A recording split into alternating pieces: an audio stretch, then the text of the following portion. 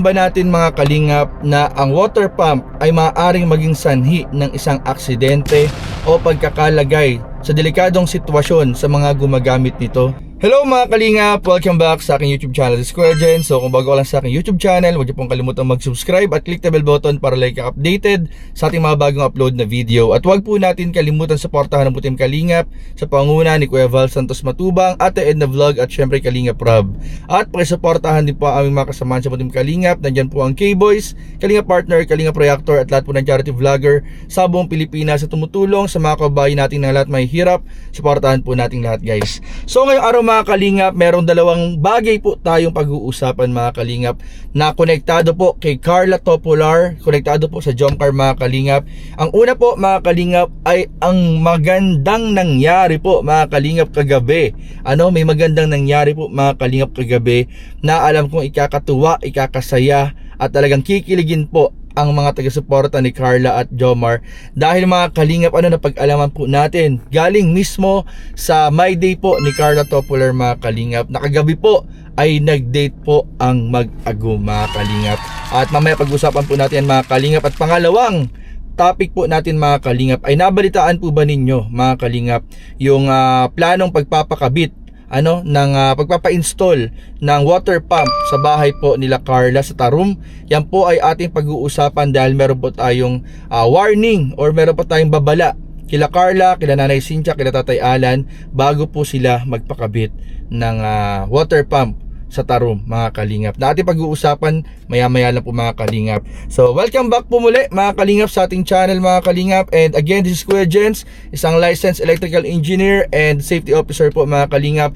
At tayo magbibigay rin po mga kalingap ng ating perspective pagdating sa electrical at safety na may kinalaman or pwedeng magbigay advice po mga kalingap sa mga viewers, sa ating mga love team, sa ating mga beneficiaries para makapagbahagi po tayo ng ating kaalaman mga kalingap. So una natin mga kalingap muna pag-usapan. Mamaya natin pag-usapan yung kila Papa Joms at kay Carla. Unahin na natin mga kalingap yung sa water pump. Yung sa water pump po nila Carla na ikakabit or planong ipa-install o ipalagay sa bahay po nila sa Tarum dahil alam naman po natin mga kalingap, napakahirap po ng tubig sa bahay po nila Carla sa Tarum.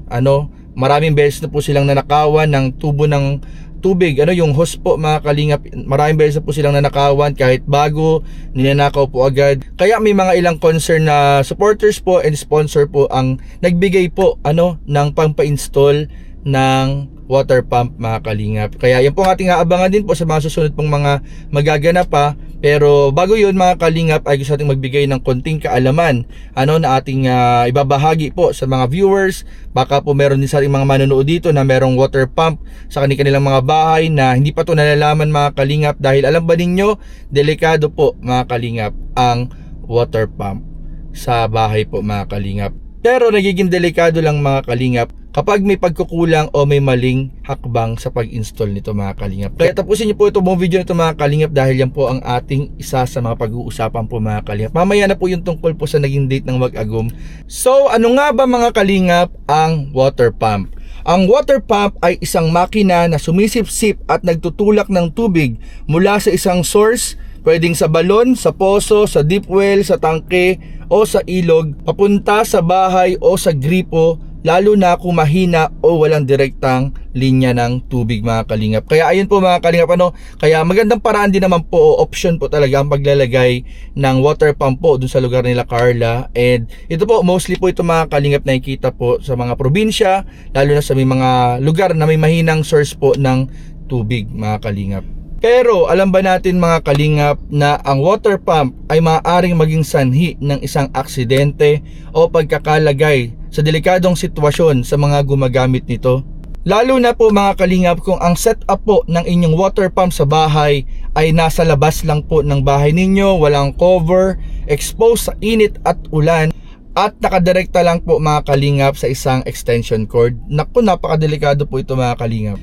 Kaya mga kalingap, bilang isang electrical engineer at safety officer mga kalingap, ito po yung aking mga madadalas mapansin sa mga bahay po mga kalingap. At talagang kinakatakot ko po mga kalingap kapag may combination na po ng tubig at ng kuryente. Dahil alam naman natin mga kalingap, ito po yung isa sa mga nagsasanhi rin po ng aksidente mga kalingap, lalo na sa mga gumagamit po na minsan na-overlook po nila or hindi nila napapansin yung mga ganitong klaseng hazard na maaring mangyari po sa paligid po nila mga kalingap. Pero mga kalingap, sa totoo lang ay hindi naman po talaga delikado ang water pump. Nagiging delikado lang po ang water pump mga kalingap kapag walang grounding, walang circuit breaker, madalas ma-expose sa basa at init ang mga wires, at kapag gumagamit po ng mga improvised connection katulad po ng mga extension wire. Kaya naman mga kalingap, kung meron kayong water pump sa inyong mga bahay, siguraduhin po ninyo na ito ay merong maayos na bubong, maayos na cover at maayos na grounding po mga kalingap, at ito po ay mayroong sariling circuit breaker po mga kalingap. At huwag natin kakalimutan palagi mga kalingap na dapat hindi po ito na-expose sa ulan at init o pabago-bagong panahon po mga kalingap. At syempre, huwag po tayong gagamit ng mga improvised connection katulad po ng mga extension wire mga kalingap. At siguraduhin po natin palaging kine-check po natin yung mga wirings at yung condition po ng motor mga kalingap. Pero ito po ay palaging may guidance po ng mga marurunong, ng talagang installer o may kaalaman po pagdating po sa pag-install po ng motor. So ito mga kalingap ay hindi pananakot po mga kalingap. Ito po ay pagpapaalala para sa ating ligtas na paligid at kaligtasan po ng ating mga mahal sa buhay at ng ating mga properties o ari-arian po mga kalingap.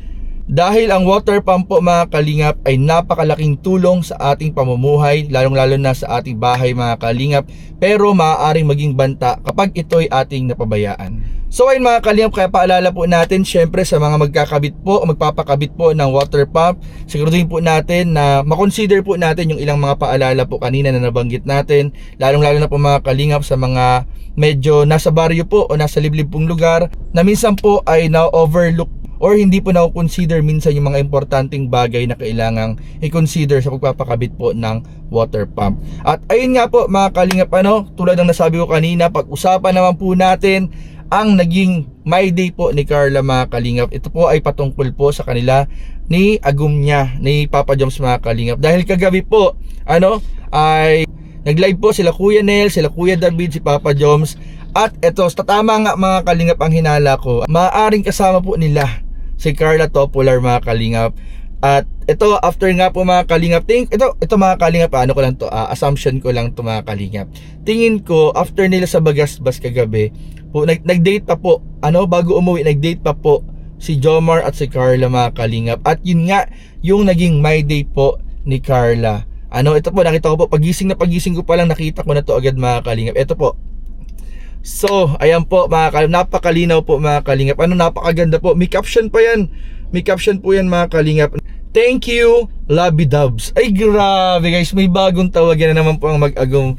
Labi Dubs na naman po ang tawagan ng Mag-Agum mga kalingap. So, ayun po, napakaganda po mga kalingap ng ating gising. At syempre po, abangan po natin yung magiging upload ni Kalingap Rab para po sa bagong episode ng Tambalang Jump Car. Yan po ay related po sa kanilang Valentine's Day celebration po mga kalingap. So, abangan po natin. And kila Kalingap Rab nga pala, nababiyahe na ng Hong Kong kasama po ang buong team Kalingap, ang ilang mga kasamaan po natin. Ingat po kayo sa biyahe at ayun, hello po, shoutout po sa mga taga Hong Kong. Ingat-ingat po kayo palagi. And sa lahat po ng mga viewers, OFW, sa mga supporters po, shoutout po sa inyong lahat. Maraming po salamat. Again po mga kalingap, huwag po natin kalimutang suportahan ang buong team Kalingap. Syempre sa pangunguna ni Kuya Val, Ate Edna at Kalingap Rab.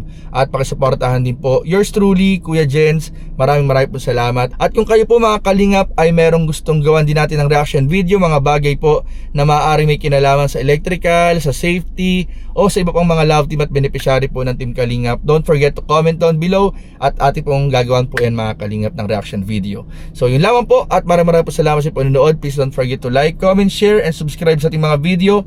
Maraming po salamat. God bless. Bye bye.